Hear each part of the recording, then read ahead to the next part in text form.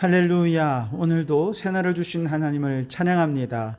오늘도 말씀을 나누는 이 시간, 이 말씀이 이해되고 깨달아지고 믿어지고 삶에 적용되는 역사들이 나타나서 말씀 충만, 은혜 충만, 성령 충만한 삶을 살아가시기를 주님의 이름으로 축원합니다.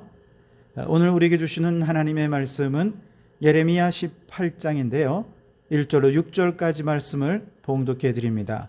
하나님의 말씀을 경청하시기 바랍니다.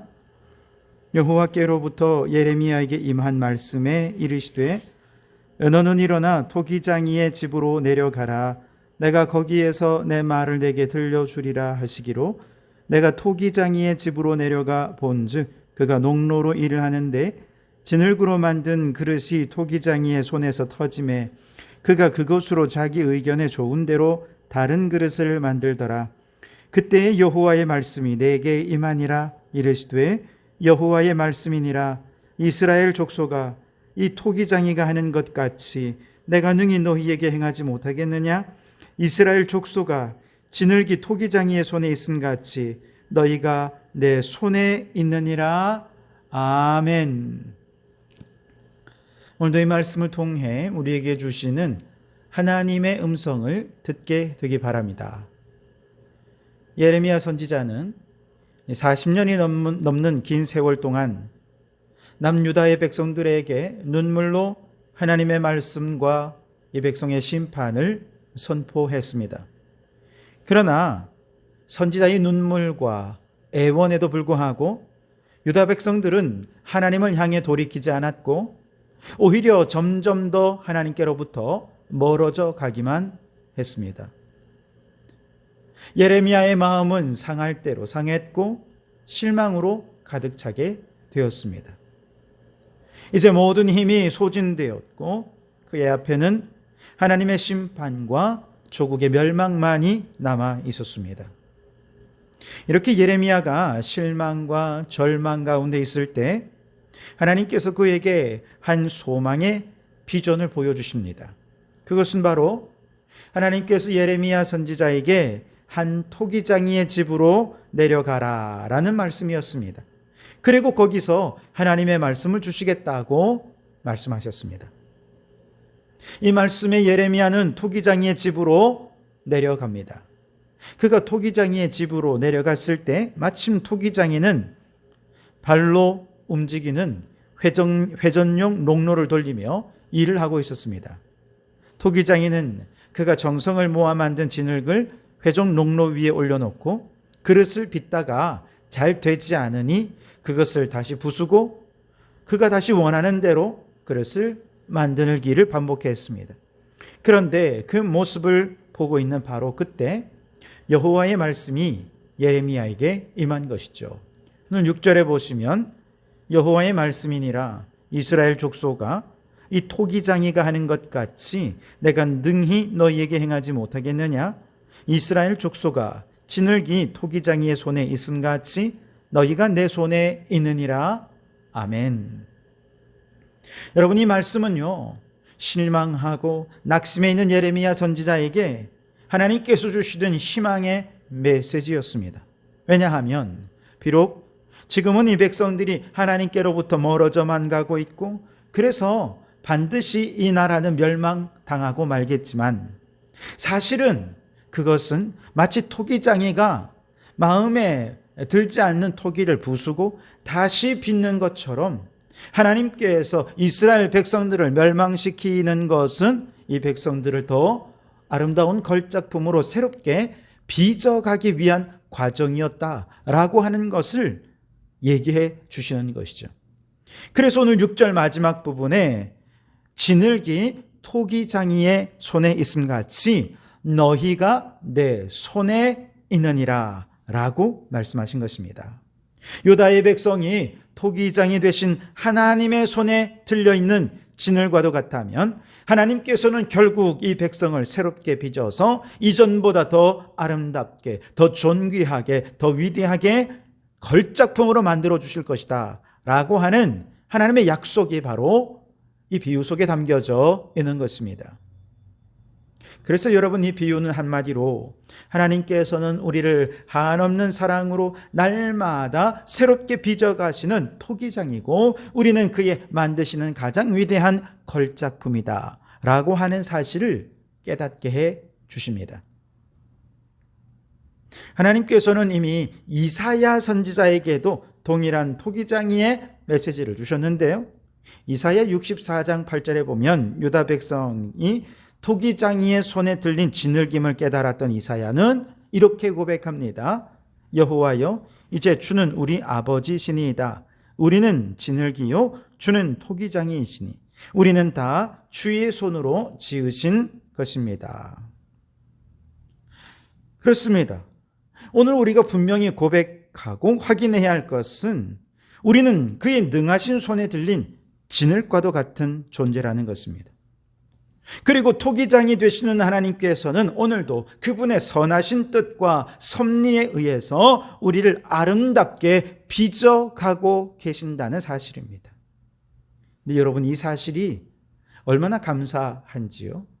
만약에 우리를 빚어가는 토기장이가 마귀라면 어떻게 되겠습니까? 우리를 빚어가는 토기장이가 사람들이 흔히 얘기하는 저 운명이라면 어떻겠습니까? 이런 것들이 아니라 하나님이 우리를 빚으시는 토기장이라는 이 사실만으로도 우리는 너무 고맙고 감사해야 할 것입니다. 생각해 보세요. 마귀의 손에 우리의 인생이 붙잡혀서 마귀가 빚어가는 인생이라고 한다면 아마도 그는 한평생 마귀의 종노릇하며 죄악의 구렁텅이 속에 헤매며 살아서 마지막에 만들어지는 작품은 가장 추하고 가장 더럽고 가장 악한 그릇이 되고 말 것입니다. 때로는 저 사주팔자에 정해준 운명이 우리의 인생을 빚어간다고 생각해 보세요. 아마도 그 사람은 일평생 불행한 운명을 피하기 위해 올해는 물을 조심하고 다음번에는 불을 조심하고 그 다음번에는 사람을 조심하고 사람 많은 곳은 피하고 사람 없는 곳을 다니면서 그렇게 이렇게 저렇게 불행을 피해 도망다니면서 두려움과 불안 속에 살아야 하는 인생이 되지 않겠습니까? 어떤 분이 사주팔자를 보았더니 그때 40대 50대의 이혼 운이 있더라는 거예요. 그래서 부부싸움을 하지 않기 위해 굉장히 조심하며 산다. 이런 얘기를 하시는 거예요.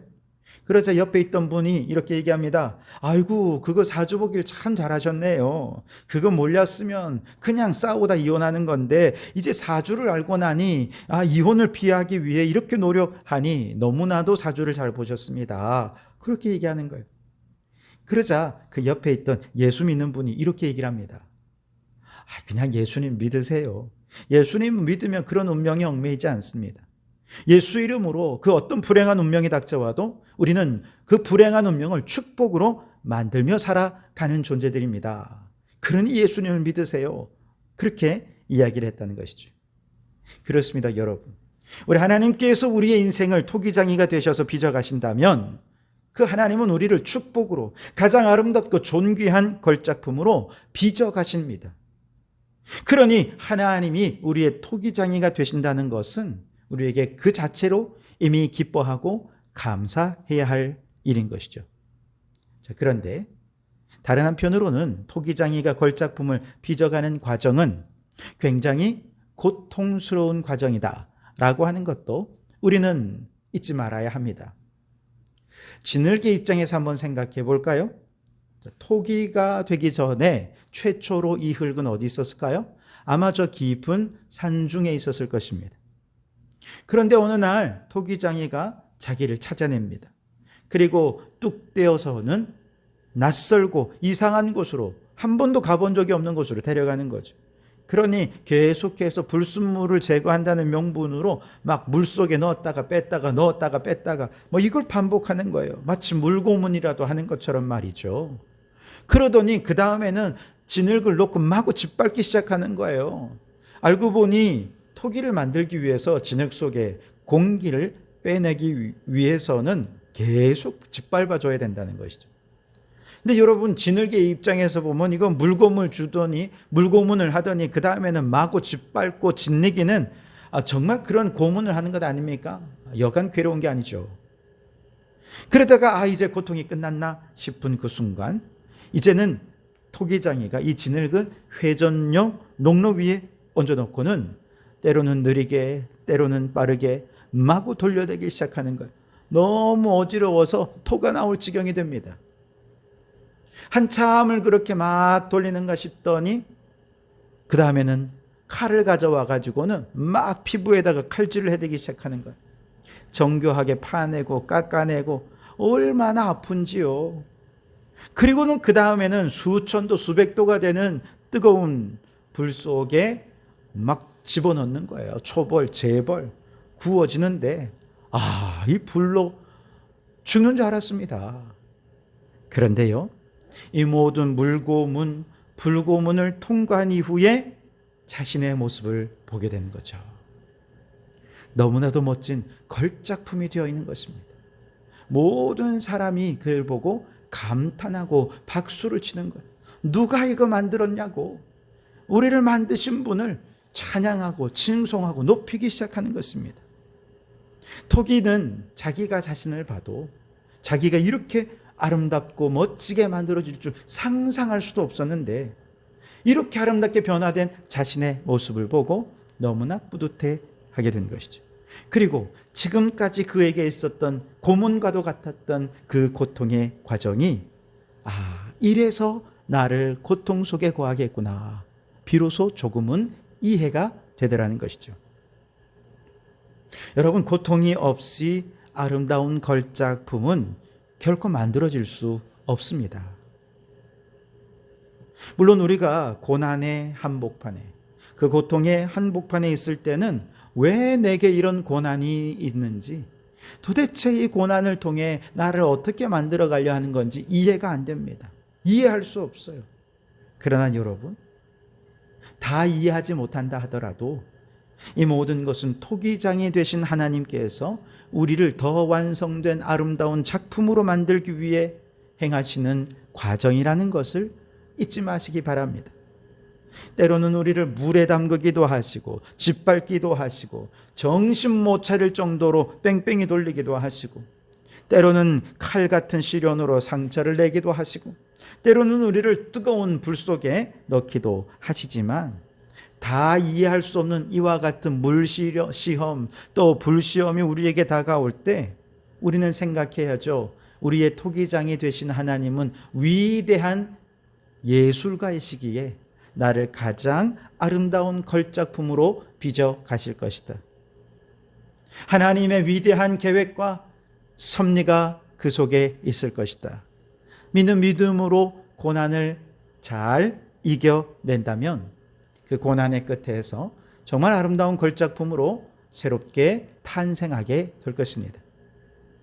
여러분, 혹시 오늘 여러분의 삶에 이처럼 엄청난 시련의 과정을 겪고 계시지는 않는지요?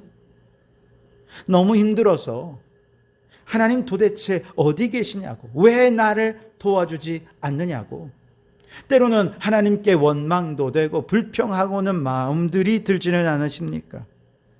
그러나 여러분, 토기장이 되신 하나님이 지금 이 고난의 과정 속에서 여러분들을 혼신의 힘을 다해 아름다운 걸작품으로 빚어가고 계신다는 사실을 잊지 마시기 바랍니다. 그리고 그 속에는 하나님이 여러분을 얼마나 사랑하시는지, 하나님의 정성, 하나님의 사랑, 하나님의 마음 다 담겨져 있습니다.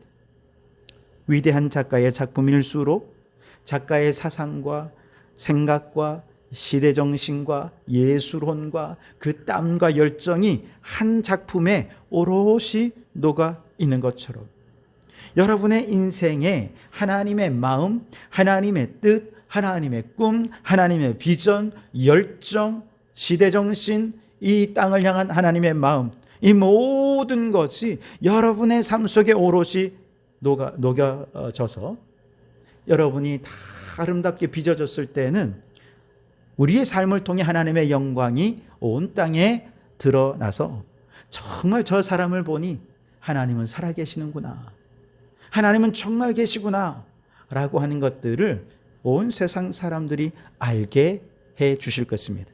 그러니 여러분, 오늘 우리가 당하는 고난이 우리를 온전한 걸작품으로 만드는 과정이라 고백하면서 오늘 우리의 모든 아픔도 고난도 슬픔도 다 주님께 온전히 맡기시고 주님께 순종하는 성도들이 되실 수 있길 바랍니다.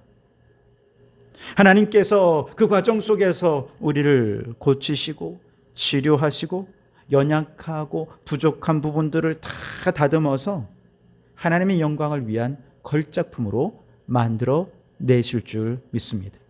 그리하여 마침내 이 모든 고난의 끝에서 우리의 입에서 다 하나님이 하셨습니다.